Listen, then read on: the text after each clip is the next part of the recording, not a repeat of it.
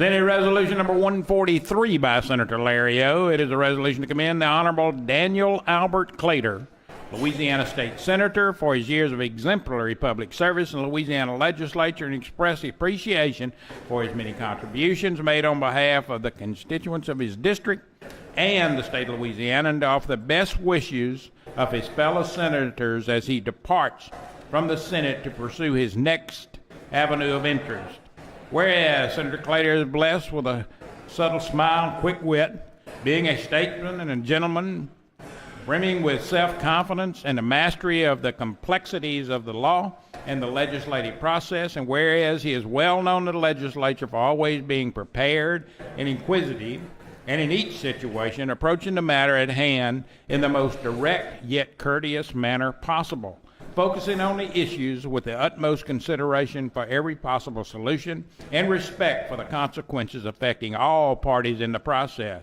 And whereas Senator Claitor was born and raised in Baton Rouge and is a product of Baton Rouge Public Schools, graduating from Robert E. Lee High School in 1979, receiving a Bachelor of Science degree in Finance from Louisiana State University in 1983, whereas in his youth he drove delivery trucks and worked the presses and bindery operations of Claitor's Law Books and Publishing Company, to which many of the legal profession in Baton Rouge and across the state remain forever indebted. And whereas Senator Claitor went on to earn his Juris Doctorate degree from Loyola University in New Orleans College of Law in 1987, exhibiting throughout his legal education the same preparedness and inquisitiveness that would later demonstrate as a senator. And whereas he tried his first jury trial, the defense of a manslaughter case, as a senior in law school in the fall of 1986, and subsequently was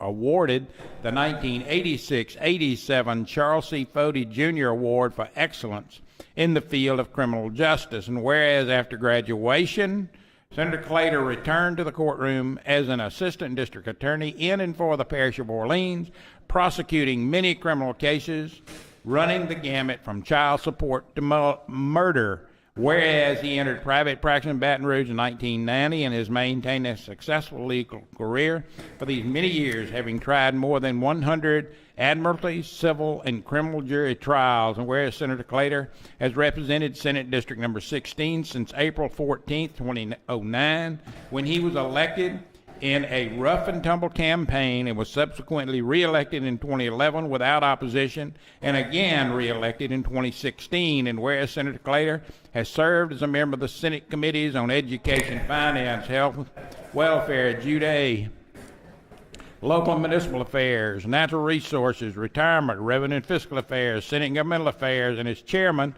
of the Senate Committee on Judiciary C. And whereas he is designated and carried through the legislative process important legislation relative to access to charter schools by those with developmental disabilities, transparency in the governor's office, GPS tracking of domestic violence offenders, the creation of crime prevention district in Baton Rouge area, firearms and hunter education, penalties for illegal use and abuse of controlled dangerous substances, reporting child abuse and neglect, juvenile justice issues, including juveniles serving sentences of life without parole, habitual offenders, protecting life and property in areas affected by flooding, and the use and misuse of unmanned aircraft, buy-in and oversight of Office of Group Benefit rate setting, various issues of criminal procedure, including expungement and prohibition and parole, and others too numerous to mention. And whereas Senator Claitor's professional and personal interest and dedication find him holding affiliation with the Louisiana State Bar Association, Baton Rouge Bar Association, New Orleans Bar Association, Federal Bar Association, United States Supreme Court Historical Society, Ducks Unlimited, the Coastal Conservation Association, and the Knights of Columbus. And whereas he has been the deserving recipient of awards and honors throughout the course of his exemplary service, including Outstanding Family Advocate Award from the Louisiana Family Forum in 2014, and whereas Senator Claitor is the son of the late Robert Gregory Claitor Sr. and the late Nancy McClellan Claitor, distinguished in their own rights in the Baton Rouge area and beyond, whereas although he is a committed public servant, he is first and foremost a devoted and loving husband, a wife, and proud father of two sons, Samuel and James Daniel. And whereas Senator Claitor has worn the mantle of community service for 3 productive terms as state senator and is a public figure of the highest caliber, whose service to the legislature has seen him conscientiously and effectively confront the challenges facing the citizens of his district and the entire state with assurance and candor. And whereas the good work, both professional and personal, of Senator Claitor will be realized for future generations to come, and whereas he is prepared for the next productive chapter of his life, Dan Claitor and the Claitor family will continue to have a positive effect on their community and their state for many years to come. Therefore, be it resolved, the Senate of the Legislature of Louisiana does hereby commend the Honorable Daniel Albert Claitor for his faithful service, public service, to this body, and does hereby extend to him the best wishes of his colleagues for continued success in his future endeavors. Senator Claitor, do you have any amendments?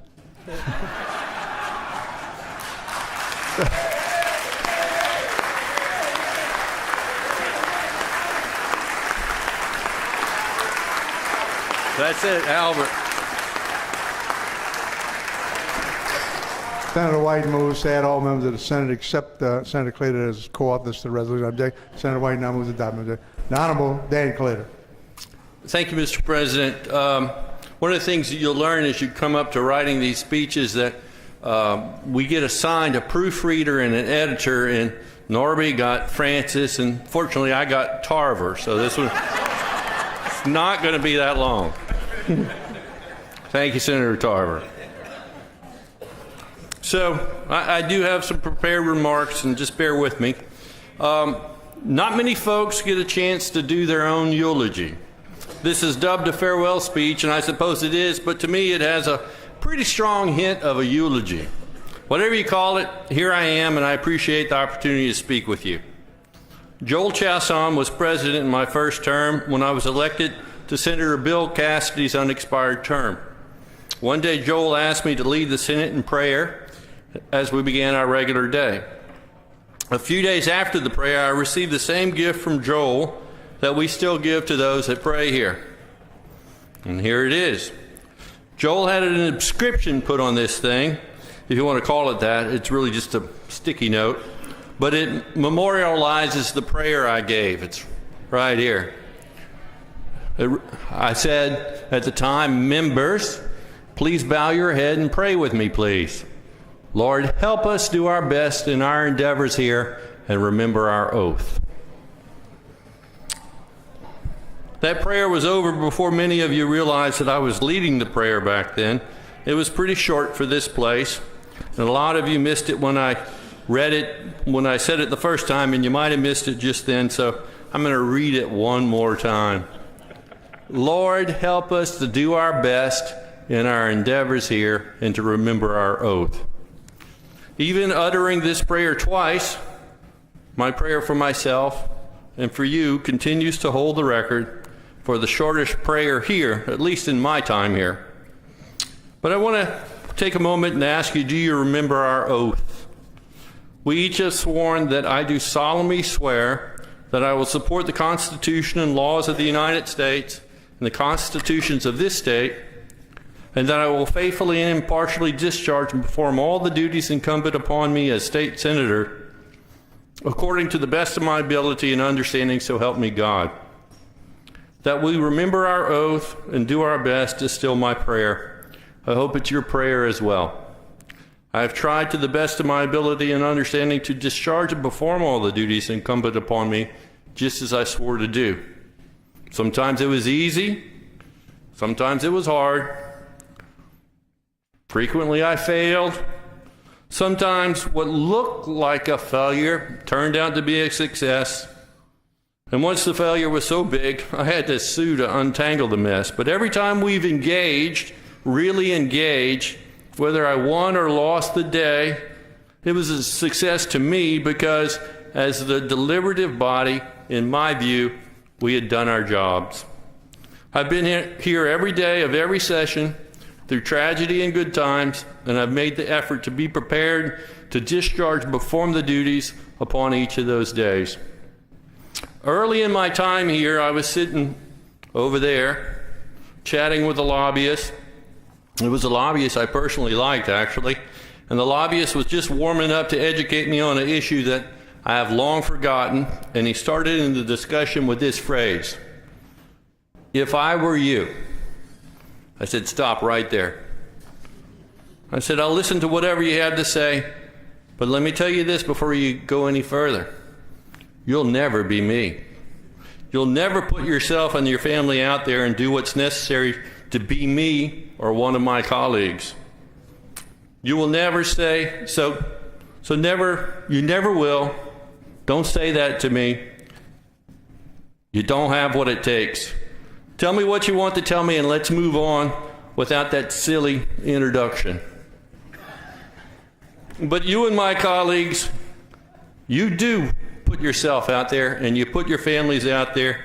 You run, you win, you advocate for Louisiana and your constituents. Your spouses and children wait up for you. You ride the highs of a job well done and you bear the brunt of the opposition. You swear the oath of office and you represent your people. Just who are your people? Let me tell you about the demographics of my people. My constituents are mostly white, well-to-do, and educated. For the most part, my constituents don't call about issues related to daily living. When they call or email me, they are primarily calling about what we tend to consider the big issues. They want to know where you stand on the issue, and they want me to explain how I got there. They're not interested in what lobbyist or group is in favor or against the issue at hand. They want me to share my thinking. It's like being a freshman in law school all over again. It's as though every constituent that is calling is either channeling my grandmother Mabel, a school teacher, my father Bob, a Naval Academy veteran and a small businessman, or my mother Nancy, a nurse that loves the arts. My constituents have a lot of other faces and personalities, and I love them all. I hope this gives you a little better understanding of why it's so important to me to be prepared. I have a tough love constituency. They humble you and love you all at the same time. Now, I did mention my wife Charmaine as being one of those constituents that I have to be prepared for, and that's because there's just no being ready for Charmaine. Fortunately for me, she loves me unconditionally.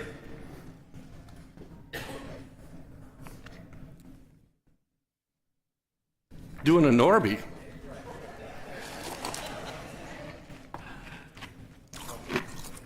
Even when I get it wrong, she's going to prop me back up and say, "Get back in there, champ." And when I get it right, she's going to keep my feet on the ground.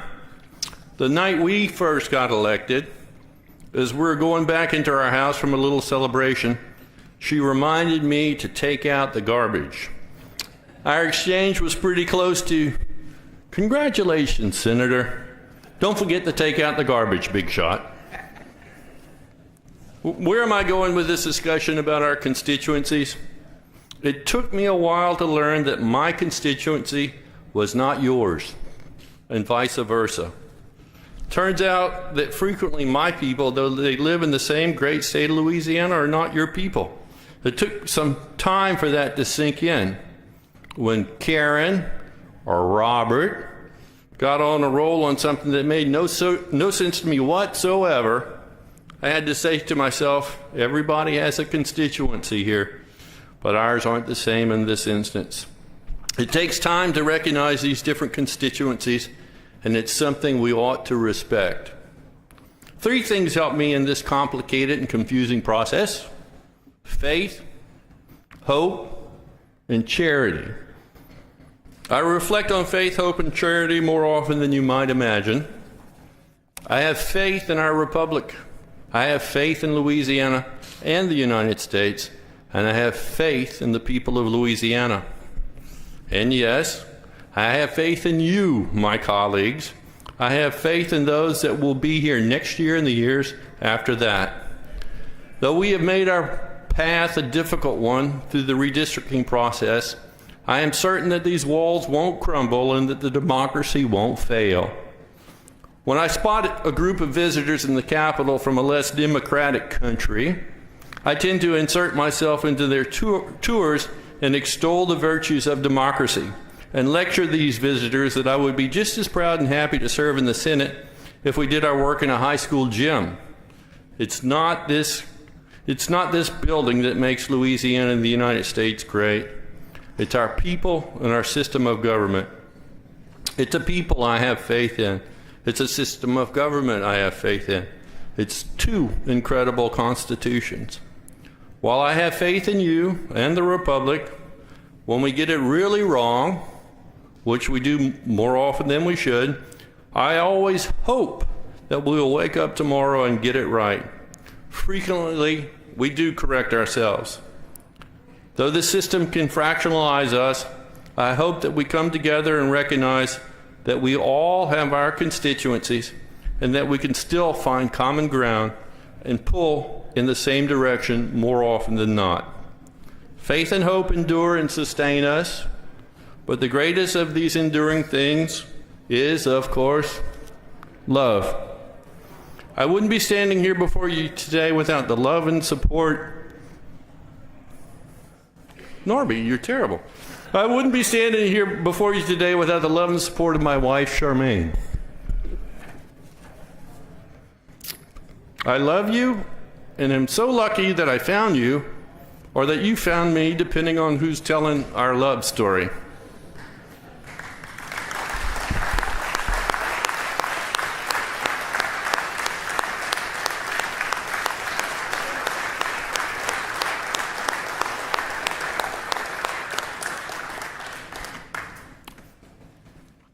Charmaine has given me two incredible sons, Sam and James.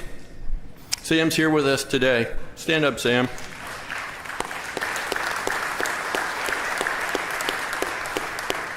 Sam and James were my best campaigners, and as youngsters, sometimes difficult to corral in their occasional misguided enthusiasm. Thank you, Charmaine, Sam, and James, for everything you do and for supporting my time here. There will not be much more cats in the cradle, we'll get together soon business. That record is just about played out. Thank you for your patience with me. Sam is getting married Saturday. We were very much looking forward to having Brittany as a part of our family. She's a nurse, by the way, and we have a special place in our hearts for nurses in my family. My mother was a nurse. Not to be forgotten in these thank yous are my brothers and my parents. My brothers don't care for politics much, but right there with my Charmaine and my sons, they were ready to put out signs on election night, anything I asked of them. My brother Jim is watching on the internet from Connecticut. Thank you, Jim. My brothers Rob and John are here in the back today. Thank you.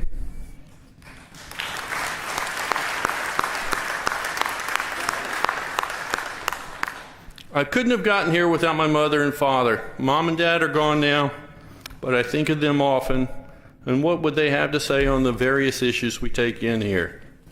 My dad once told me that the older his parents got, the fewer faults they found with him. In their old age, they found he could do no wrong. I didn't have the same experience, but always hoped for it, but I always had their love and support. Both of my parents were straight talkers, and I think that's where I got that from. It made life easier. You didn't have to read between the lines with them. My mother was once asked during a campaign, "Why is your son running for Senate?" And my mother very well knew the platform on the push card and all that business, and she looked at the camera and said, "My son just likes to fight." My mother and father were here on the floor when I was sworn in 2009. I miss them, and I've aimed to make them proud. While it might seem a bit odd to those that don't know me well, that while I'm still on the theme of love, I'm going to talk about staff. I think it's perfectly right and just. Thank you to the staff for your love and support. I love you back. From the hidden recesses of the building to the open and obvious places, we have staff making us look good. If I were to start naming staff, sorry, Norby, I am sure I would leave someone critical out. You all deserve to be called by name. From the parking lot to the basement to the top of the building, there are folks helping us every day. From committee staff to the men and women behind me, I owe a great big debt of gratitude. To the nameless prisoners that clean this place and assist with the making of our meals, thank you. To our pages and assistants through the years, thank you. And certainly I would be remiss not to give a big shout out of thanks to the folks that man the amendment room. You've never said I can't do that in 30 seconds, Senator Claitor. It's always been, let me see what I can do, and voila, before Francis quits talking, we have the amendment that I need. I can't say enough about Sharon Hattier. She's the best lady you never knew. She runs the district office with me. She's better at running interference than Franco Harris, and she does it with the heart of Mother Teresa. She's great. She's my friend. And I really appreciate her. And you should too. I also owe a special thanks to the 2 Senate presidents that I've served with, not under. I had originally said under, and then I had to cross that out and say with. Thank you, Joel, and thank you, Senator Alario. Though I represent more than 100,000 people, only about 11,713 voted for me initial, and then another 16,506 on the third time around. Thank you to the voters and my constituents. I've tried to be a good steward of the district. I owe a special thank you to all the members that have passed through this chamber, but I'm going to single out 2 senators for individual thank yous. When I first got here, Robert Adley and John Smith were good to me and real friends to me. Thank you, Robert. Thank you, John. Thank you for taking an interest in somebody that was prone to taking wild swings. Thank you for trying to help me to learn that if you're going to take a wild swing, be sure to knock out who or what you're swinging at. Of course, we all know that they failed in that task, but at least they tried, and I really appreciate your friendship, and I appreciate that you tried. In closing, to those that come behind us and those here today in service, I ask that you remember your oath, and with God's help and grace, that you discharge your duties faithfully and to the best of your abilities. This might not be goodbye to public service, but it is certainly a farewell to this chamber. It's been an honor and a privilege to serve with you, my friends.